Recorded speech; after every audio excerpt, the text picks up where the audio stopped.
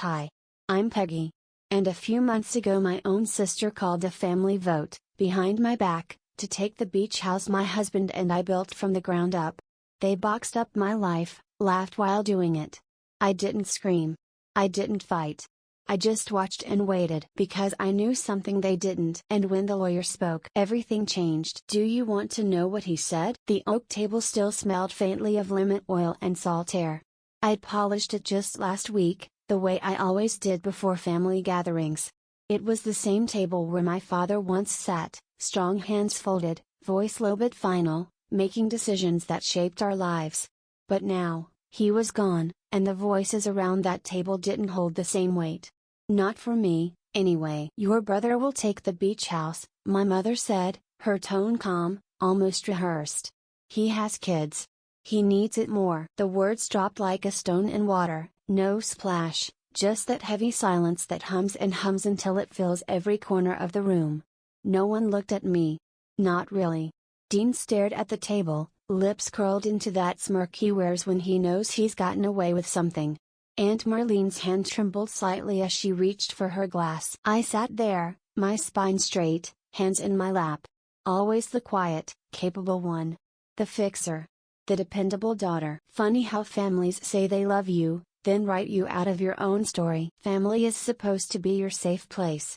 Funny how sometimes, it's where the fire starts. I didn't speak. Not yet. But I felt it, a shift. A tremor under the surface. And I watched them. Closely. They always mistake my silence for surrender. I'm Peggy. 52. A widow. I run a local bakery and a catering business in Durham. Been on my own since Sam passed 7 years ago. I rebuilt from scratch. Paid every debt. Didn't ask for help. This house, the one on the Outer Banks, my father left it for all of us. But really, it was always mine in practice. I handled the taxes, replaced the roof after Hurricane Earl, and repainted the deck every July, even after Dad died. I didn't do it for credit. I did it because it mattered. Dean? He's got charm, sure. The kind that fades fast once the check bounces. 3 jobs in 5 years, 2 failed startups, and a lease he walked out on. But Mom calls him her baby. Always has. Ruth, my mother, isn't cruel. She's curated. Everything about her is about control and appearance. We don't air dirty laundry. We smile for pictures. We say grace even when there's nothing left to believe in. And Aunt Marlene. Sweet, timid thing. She sees too much but speaks too little. I wasn't surprised by the announcement. Not really. I was just tired. Tired of carrying what they refused to even touch. We all voted, honey, Ruth said next, folding her napkin like she was finishing brunch, not gutting me. Don't make this hard. I tilted my head, a slow blink chasing the burn behind my eyes. Did you vote before or after I paid last year's property tax? Dean chuckled under his breath, but he didn't look up. Of course not. I should have run for office, I said, still soft. At least there, votes have rules. That made Marlene fidget harder. She leaned close, whispering, you know how your mother gets. I knew exactly how she got. Dean finally spoke, eyes still low. It's not personal, Peg.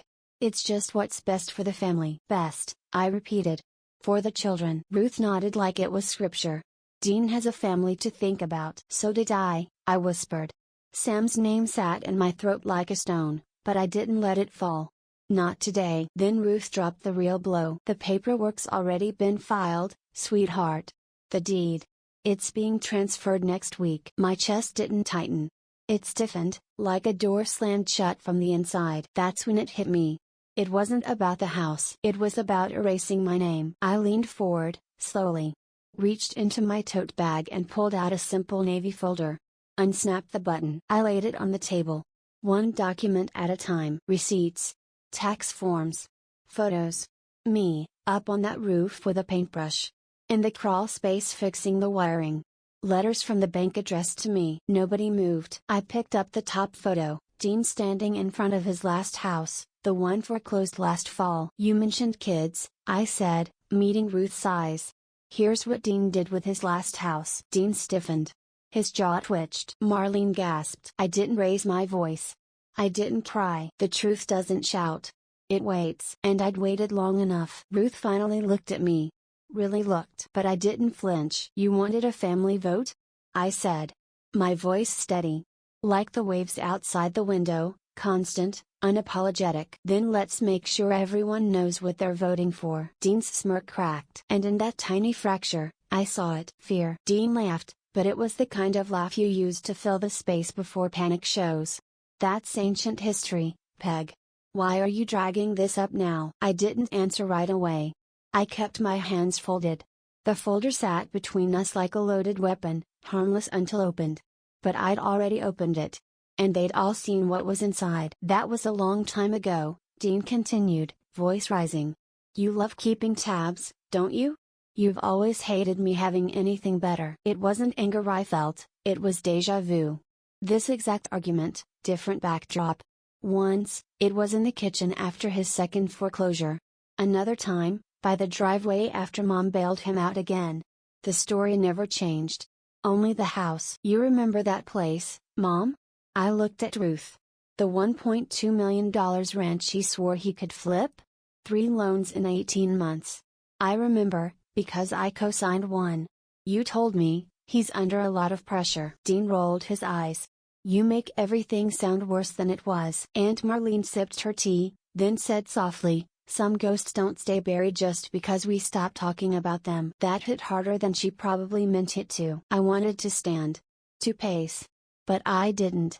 I stayed seated, grounded. That's always been my role, anchor while everyone else spins. But inside, I felt the guilt bubbling again.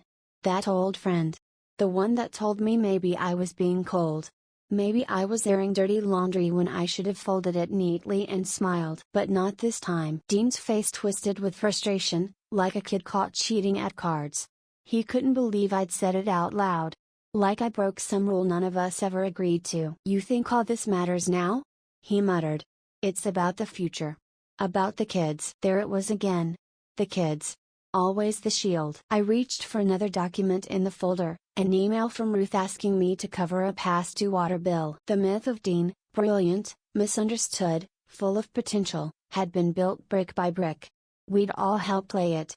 I just finally stopped carrying the mortar. Dean needed a break, Ruth said gently. He's had a rough few years. You always said you'd take care of family, she added, her voice almost motherly now. I looked at her. Really looked. Funny how family duty only ever knocked on my door. Silence. Then Dean leaned back. You're punishing the kids. I'm not punishing the children, I said calmly. I'm protecting what I built. For a moment, the room tilted, like something was finally cracking open. Julia, my cousin, barely above a whisper, wait, you paid off the property taxes this whole time? I nodded once. Didn't need to explain. The truth stood tall on its own. Aunt Marlene stood and walked into the kitchen. A few seconds later, she returned with a cup of tea. She set it down in front of me without a word. I hadn't seen her do that in decades. Last time was after my father's funeral. A silent act that meant, I'm here. I see you. Peg's always been the only one who showed up when it counted, Marlene said. Not loud, but clear. Dean's mouth fell open. You're turning everyone against me. His voice cracked. Not because he was scared. Because he wasn't in control. That's when I felt it. The shift. For the first time, I wasn't defending myself. Others were doing it for me. Even the tallest stories crumble when the truth peeks through the cracks, I said quietly, mostly to myself. Ruth stood abruptly. Enough of this circus, we're family. We don't fight like this. I turned toward her, not with anger, but with something harder to ignore, resolve. You don't get to burn the barn down and then blame the smoke, I said. I stood slowly, folder in hand. Let the weight of the moment settle. I was 10 when you called me the strong one. I believed you. Thought it meant something. Turns out, it meant you could throw more on my back. I took a slow breath. I've been the responsible one, the polite one, the peacemaker. And every time I said nothing, you gave him more. I remembered a day years ago, sitting on the porch watching a bird's nest under the awning. One chick was smaller, weaker. The mother pushed it out. I cried for an hour. I used to think that was nature, I said. Now I think it was survival. Dean snorted. You're being dramatic. I didn't flinch. I snapped the folder shut. I'm not here to be voted off my own life. Marlene, almost to herself, Nodded. Maybe it's time someone finally said that out loud. Dean stood, the legs of his chair scraping hard against the wood floor. You think this changes anything? He said, voice low and sharp. You haven't seen what I'm capable of. He meant it to sound menacing, but it just sounded desperate. The dawn came slow, draping pale gold across the dunes. I stood barefoot on damp sand, the Atlantic breathing salt into the air. My heart still clung to last night's tension, the folder on the table, Dean's eyes, Ruth's hush. I walked where the tide receded, dragging back driftwood and shells long buried. Each exposed piece felt like a secret unearthed, mirroring what I carried inside. Last night cracked the surface. Today, it'll break wide open. By the time I returned, the house felt hollow. Ruth was in the kitchen, humming as she set the table. Coffee cups clinked, bacon sizzled. She looked at me with a forced smile. You'll feel better once we've all calmed down. That voice, same one she used when I cried in my room as a teenager, smoothing over disaster like it were nothing. I carried my plate to a corner. I watched her sweep crumbs from the floor, perfect illusion of routine masking so much inside. I found Dean on the back porch, the salt wind tangling his shirt. He closed the screen door behind him. His face tried something like warmth. Peg, listen, he began, voice soft. Remember when we used to build sandcastles? You always made them stronger. I wanted to laugh. Nostalgia is a weapon. He continued, look, I'd be willing to compromise, give me partial ownership. You keep day to day. We share. I don't want to fight. I felt cold. Compromise. A word weighed with expectation. His eyes darkened. Let's not force Mom to choose sides. She's not well. That was the threat beneath his plea, the guilt-laced dagger. I lowered my voice. I'm not negotiating with someone who bets on my silence. He flinched. Ruth stepped into view, silhouetted by the doorway, crossing her arms. Her voice quavered. Peggy, stop this.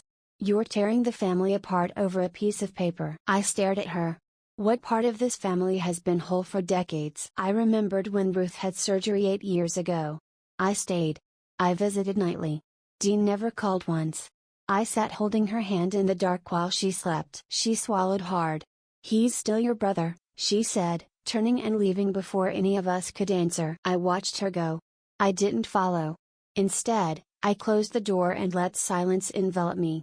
Later, Julia slipped in beside me in the hall. Her eyes were wary.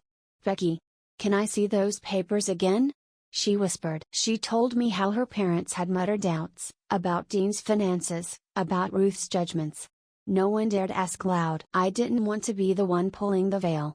But someone had to, I told her. She touched my arm. Just don't push too fast. If you do, they'll dig their heels in. I nodded. I felt her fear. But I also felt something else, shift.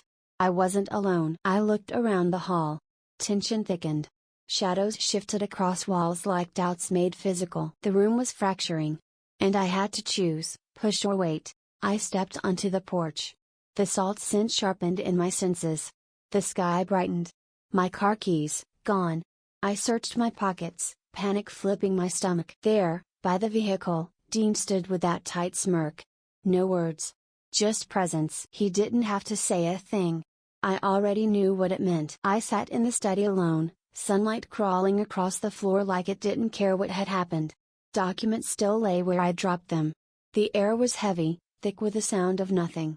Dean's words from the porch kept looping in my head. I tried to shake it, but it stuck, the way he smiled like he already owned the ending. For a moment, I just stared at the wood grain on the desk, fingers curled around a mug I hadn't drunk from. My ears rang. Not from noise, but from years of silence I'd kept swallowing. I used to think being quiet was strength. That maybe being the one who held it all together would mean something in the end. But now, it just felt like erasure. Ruth walked in. Her perfume hit before her voice. Lavender and denial. She tried a soft start. How about we all eat something? You haven't had a bite all day. Her voice snagged on its own niceness. I'll be there in a minute, I said. Didn't mean it. But I said it because that's what I've always done, show up, even when I wanted to run. The dining room was too bright. Too polite. Everyone sat like it was a Sunday lunch, not a slow-burning war. Tegan's fork clinked against her plate. Then she set it down, hands trembling. "I can't do this," she blurted. Her voice cracked. "I'm sorry, but I have to say something." Her eyes rimmed red. "You've been acting like you're the only one who's ever carried anything for this family, Peggy. But you don't get to rewrite history." She sniffed, glanced around for backup. "I've spent years trying to keep peace. You come in and blow it up." I didn't speak. Not yet. I looked around. A few averted eyes. A couple leaned toward her. Aunt Marlene's lips parted but said nothing. Tegan kept going. "You've always been cold, Peggy. Always about control. I'm exhausted trying to keep up appearances." The words stung, not because they were true, but because they'd worked. She was crying now. And no one knew what to do with tears. I stood. I didn't raise my voice. Just unzipped the pouch I'd carried in with me. More papers. Printouts. Dates. Receipts. My name on them. "I didn't want to do this," I said. "But if we're talking about rewriting history, let's make sure we've all got the right version." I placed the folder on the table. Kayla looked over her shoulder. Ruth went still. Tegan blinked like she couldn't read the words in front of her. "Property tax payments. Emergency plumbing repairs. Wiring. Kayla, you remember asking me for help that summer? You didn't know it, but I paid the whole balance." There was a hush. Even the ceiling fan seemed to still. "You talk about burdens," I said. "Well, who paid when Dean couldn't? Who stepped in when no one else would?" No one answered. Emily, from the far end, whispered, "My parents almost lost their home during the crash." Peggy stepped in. Quietly. Ruth opened her mouth. "Peggy, this isn't." I didn't let her finish. "Let me talk," I said. And I did. "I don't need anyone's permission to exist in this family. I don't need applause. But I'll be damned if I let myself be erased." I looked each of them in the eye. One by one. Even the ones who looked away. I did the work. I showed up. And I don't need to be liked for it. But I won't be punished anymore. My hands trembled, but my voice didn't. "I'm not asking for a seat at the table. I built the damn table." Tegan stood slowly.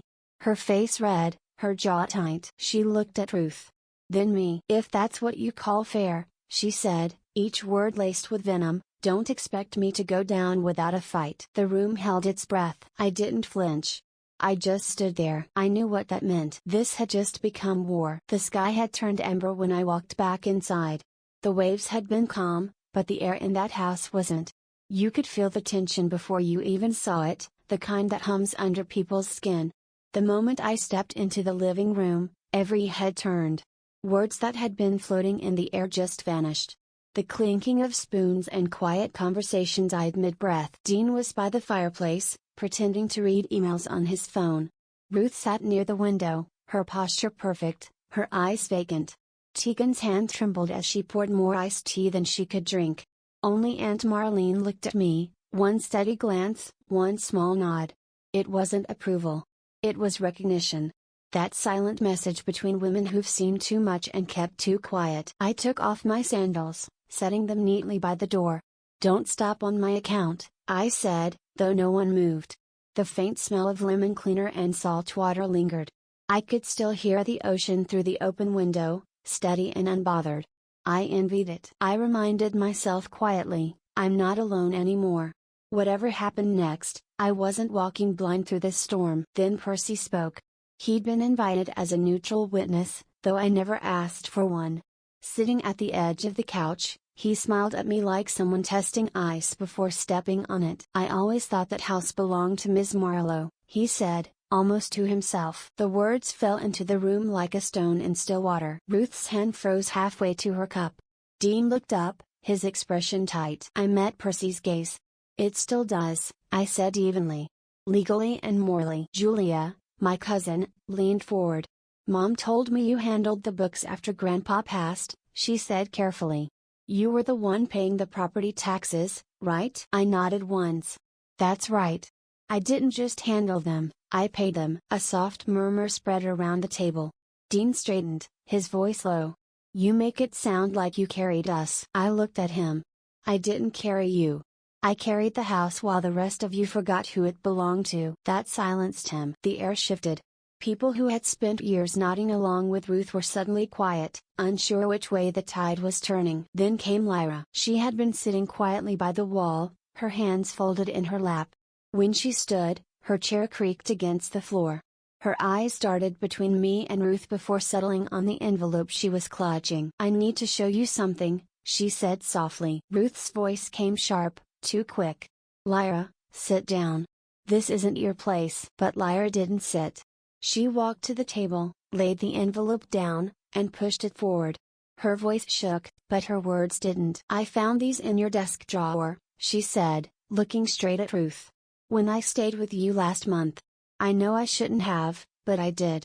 And I think everyone should see them." Ruth's face strained of color. Dean leaned forward, curiosity edging into fear.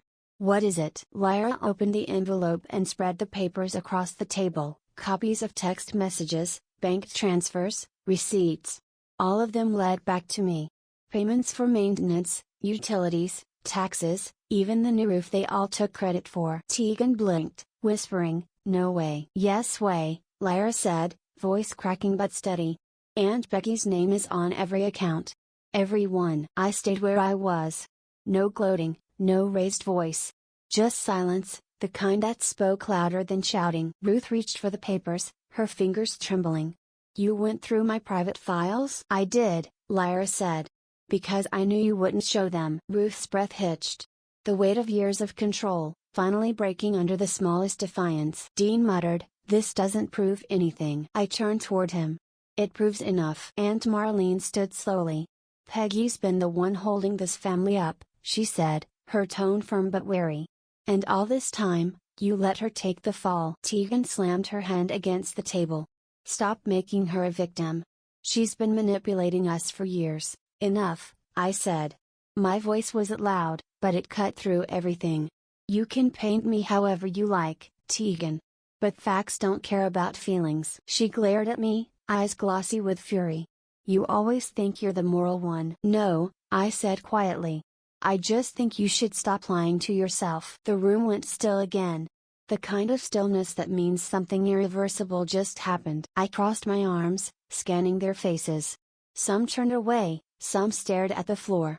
Marlene met my eyes and gave another slow nod. Ruth looked smaller than I'd ever seen her. I didn't need to say more. I'd played my move. Without a word, I turned and walked down the hall. The floor creaked under my steps, the sound echoing like punctuation to everything left unsaid. In the study, I closed the door softly behind me.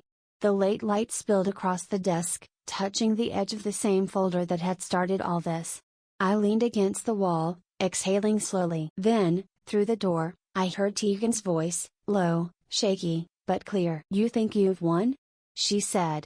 "You've only just begun." Her words lingered in the quiet. I straightened, my hands steady on the desk. If this was the next battle, then so be it. I'd spent years surviving silence. I could handle a war. The meeting room's door creaked shut behind me and the silence hit harder than I expected. I'd come early, when the walls felt smaller, the air thicker. The lights were dimmed, casting shadows across the polished wood, and the chairs were all perfectly aligned. Every glass of water already filled, every paper stacked neat, too deliberate. It was a setup. My heart pounded in my ears. Years ago, this same room hosted my father's voice reading his will, quiet, heavy, full of expectation. I sat frozen then, unsure how to move. That night, I held my breath. Tonight, I would break it. When Ruth entered, she moved like someone trying not to show cracks. Dean followed, shifting uncomfortably. Marlene came next, eyes cautious, lips pressed. Then Tegan appeared, composed, calculating. No greeting. Just sits. The room tightened. I stood. "Before we begin, there's something you all must hear." Ruth frowned. "Peggy, if this is another." I pressed play. A voice filled the room, Tegan's own voice. "I just signed her name, that's how it's always been done. Mom said not to worry about it." Silence. Ruth gasped, hand over her mouth. Dean's jaw went slack. Marlene's eyes widened. Tegan's face strained of color. "That's out of context," she stammered. "You can't use that." "Context?" I asked, voice steady. "This is your voice admitting what you did. You forged my signature on official documents." Ruth stood, trembling. That's a lie. Tegan opened her mouth, shut it. You don't understand, I leaned in. I understand enough. I understand that every time they said for the family, you used my name without consent. Ruth's voice shook. You're trying to destroy us. I shook my head. I'm exposing what was already broken. Tegan's chair scraped the floor as she rose. You want to play the martyr? Fine. But don't dress this up as heroism. I met her eyes. I don't need to pretend anymore. Anger exploded. Tegan slammed her fist on the table. Water spilled across papers. You will regret this, humiliating Mom, dragging us through this. She stormed out. Ruth followed.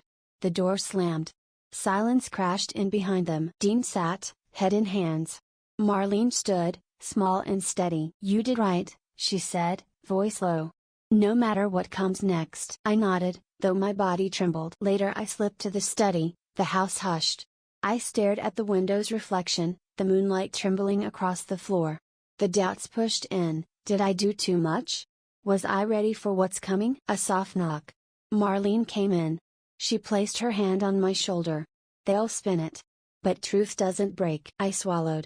Feels like final. No, she said. It's just opening. I left the room. The meeting room lay dark. Papers scattered. One tipped glass. Milky light stretching across the floor. Then her laptop, open.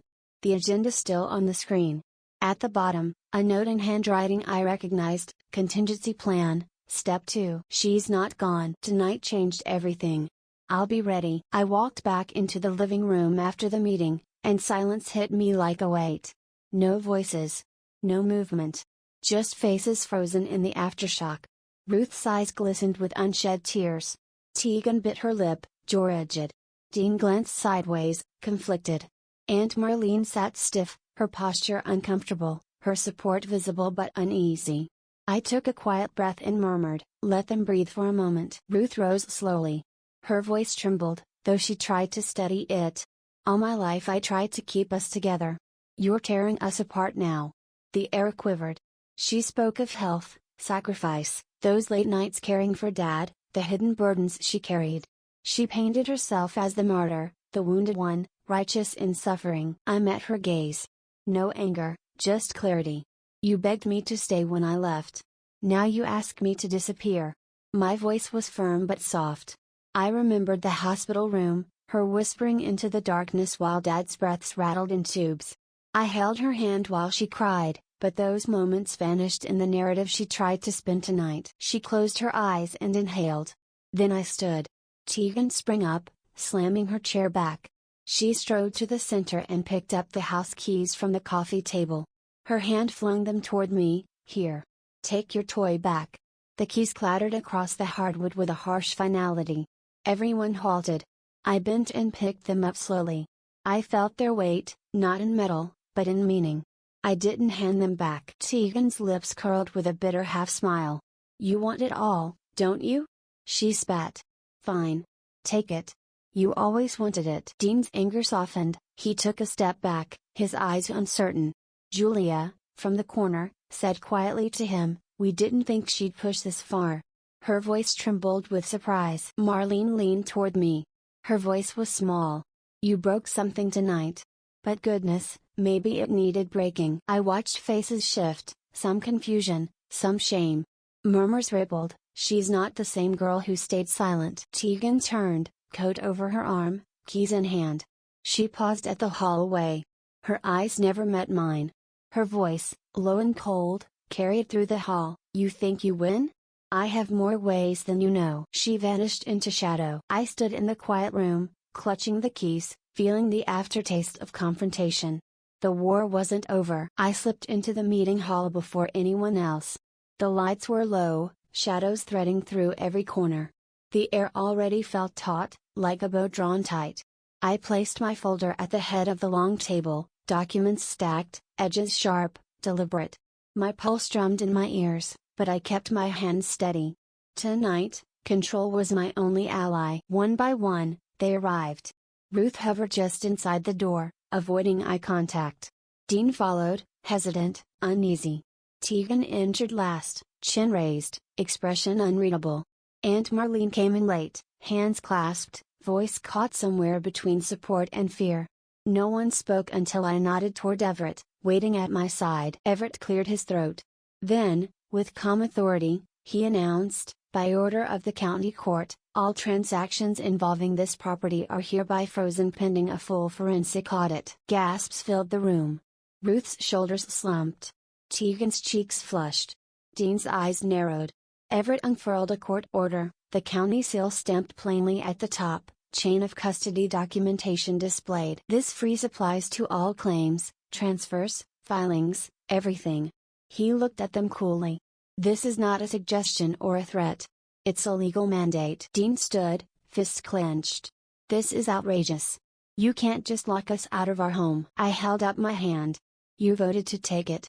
Now you'll see what that cost. The balance shifted in that moment. The playing field stopped leaning in their favor.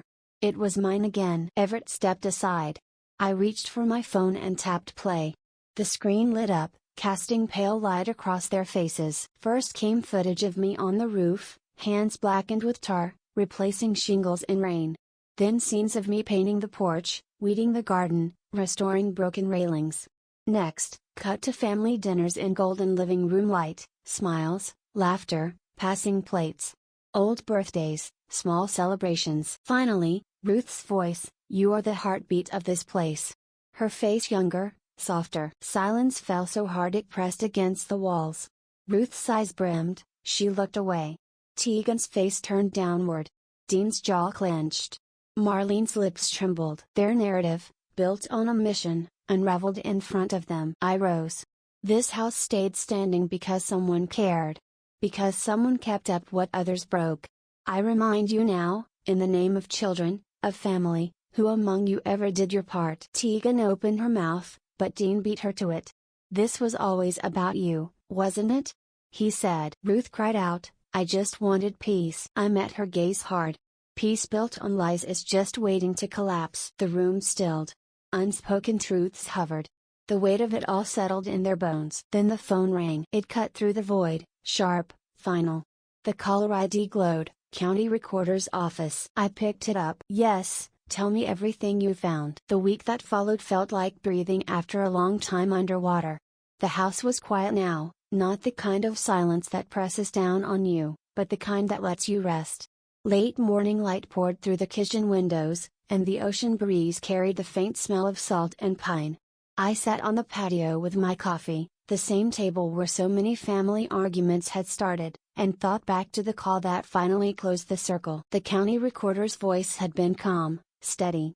Miss Pierce, after reviewing the documents, it appears the deed was never properly transferred.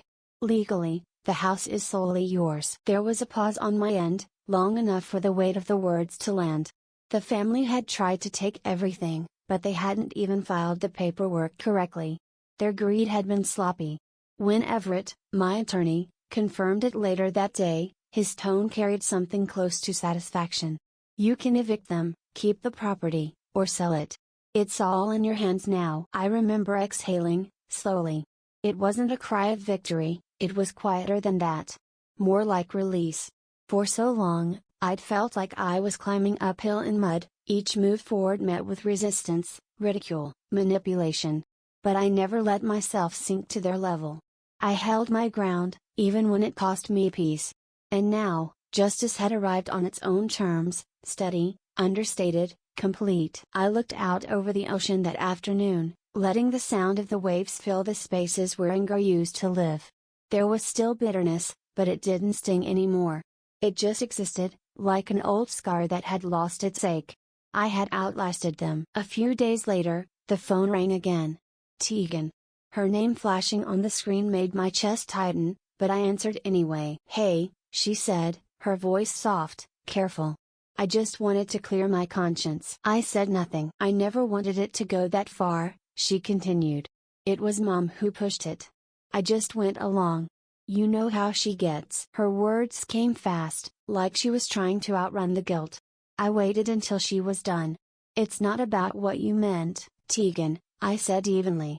It's about what you did. There was silence. Then, a sigh.